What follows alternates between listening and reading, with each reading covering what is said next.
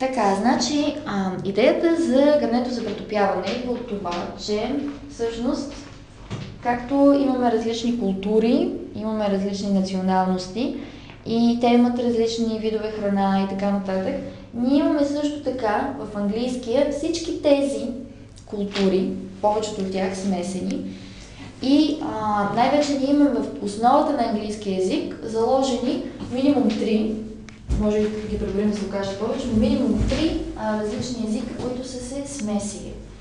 So first let's start with the Vikings. First the Celts, please. First the Celts, please. Okay, so the Celts are the first ones on the English peninsula. So the Celts came and they did what? They had very sh and sounds, is that right? Yes. Yes. And when they had these sounds, this made the language very, very, very and sh oriented. That's why we have to learn to breathe so that we can speak the English